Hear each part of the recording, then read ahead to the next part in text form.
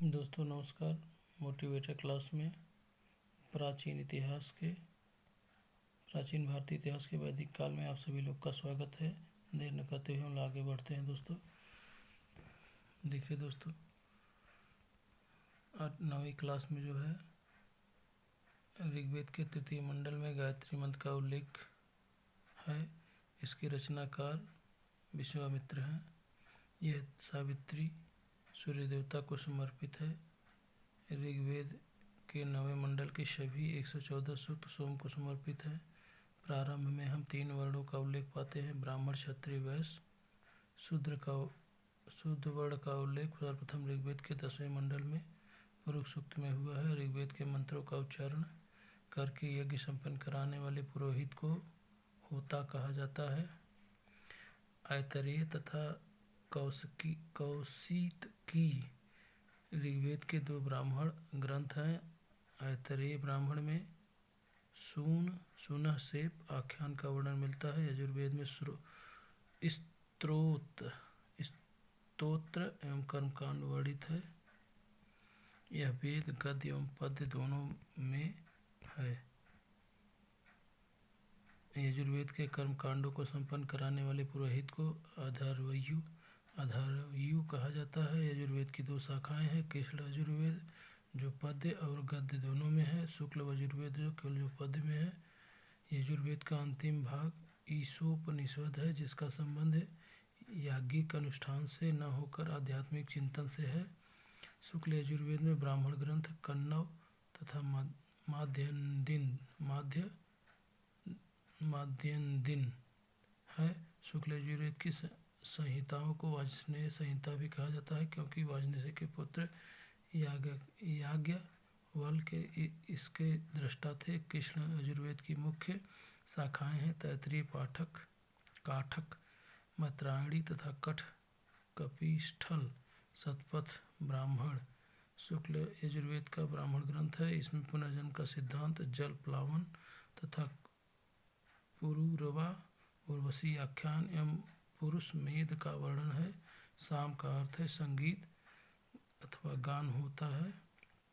सामवेद में यज्ञों के अवसर पर गाए जाने वाले मंत्रों का संग्रह है। जो व्यक्ति इन मंत्रों को गाता है उसे उद्गाता कहा जाता है। सामवेद में कुल 1875 ऋचाएं हैं, जिनमें से 75, जबकि कुछ विद्वानों के अनुसार 99 को छोड़कर सभी शेष ऋग्वेद में भी उपलब्ध हैं। सामवेद की प्रमुख ब्राह्मण ग्रंथ है कौमुद, रामायणी एवं जैमिनी आदि। ऋग्वेद में कुल 20 कांड, 270 से 730 सूक्त हैं, 5987 मंत्र हैं, जिनमें से 1200 मंत्र ऋग्वेद के हैं।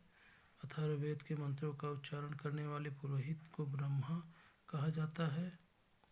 अथर्ववेद में मगध तथा अंग दोनों देशों को दूरस्थ प्रदेश कहा जाता है। इसमें से सभा और समिति को प्रजापति की 2 पुत्रियां कहा गया है। इसमें से सामान्य मनुष्य के विचारों, विश्वासों तथा अंधविश्वासों का विवरण मिलता है। ऋग्वेद की 2 शाखाएं उपलब्ध हैं: विप्लाद है, शौनक है, याज्ञवल्क्य गार्गी के प्रसिद्ध संवाद का उल्लेख है। बृहदारण्यक उपनिषद में है। कठोपनिषद में यम तथा नचिकेता का संवाद उल्लिखित है। कठोपनिषद कृष्ण यजुर्वेद का उपनिषद है। सत्यमेव जयते शब्द मुंडकोपनिषद से लिया गया था। वेद का एकमात्र ब्राह्मण गोपथ ब्राह्मण है। इसका कोई आरण्यक नहीं। उपनिषद दर्शन पर आधारित पुस्तकें हैं। इन्हें वेदांत भी कहा जाता है। उपनिषद का अर्थ शिष्य द्वारा ज्ञान प्राप्ति हेतु गुरु के समय बैठना है। उपनिषद में प्रथम बार मोक्ष की चर्चा मिलती है। यह वेद श्वेताश्वर उपनिषद में पहली बार आया है। वेदांग की संख्या 6 है। शिक्षा, कल्प, व्याकरण, निरुक्त, छंद तथा ज्योतिष। शुल्ब में यज्ञीय वेदियों को मानने, उनके स्थान, चयन तथा निर्माण आदि का वर्णन है। पुरोहितों की संख्या 18 है। यह मत्स्य, मार्कंडेय,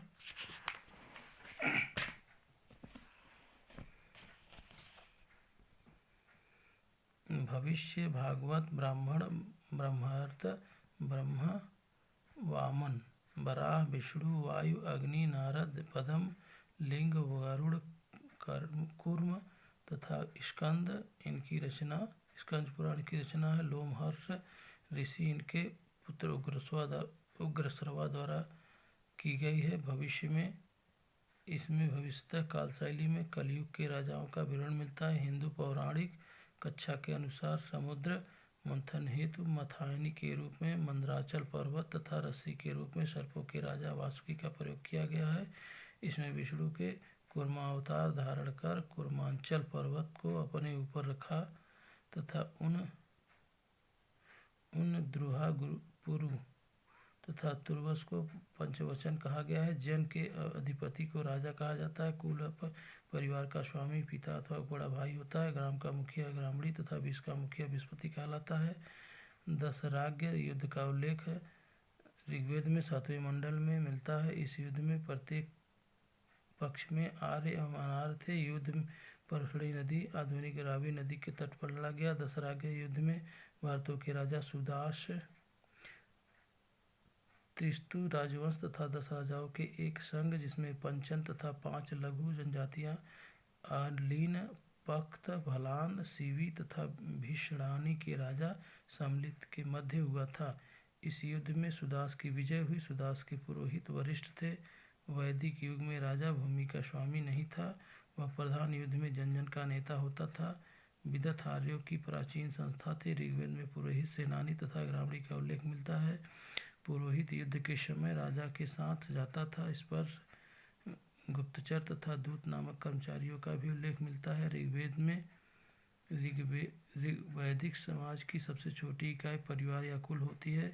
ऋग्वैदिक समाज पितृसात्मक समाज वरुण के सुक्त शून्यशेप आख्यान से ज्ञात होता है कि पिता अपनी संतान को बेच सकता था। ऋग्वैदिक कालीन समाज में प्रारंभ में वर्ग विभेद से रहित था। ऋग्वेद में वर्ण शब्द के अर्थ में तथा कहीं कहीं व्यवसाय चयन के अर्थ में प्रयुक्त हुआ। ऋग्वेद में 10वें मंडल में पुरुष सूक्त में सर्वप्रथम शूद्र का वर्ण का उल्लेख मिलता है। इसमें विराट पुरुष के विभिन्न अंगों से चारों वर्णों की उत्पत्ति बताई। विराट पुरुष के ब्राह्मण भुजा से राजन्य क्षत्रिय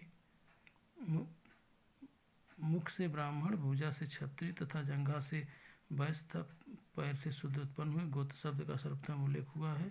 गोत्र शब्द का मूल मंत्र है गोष्ठ अथवा अवस्थान, जहाँ से समूचे कुल का गोधन पाला जाता है, परंतु बाद में इसका अर्थ एक ही मूल रूप पुरुष से उत्पन्न होता है।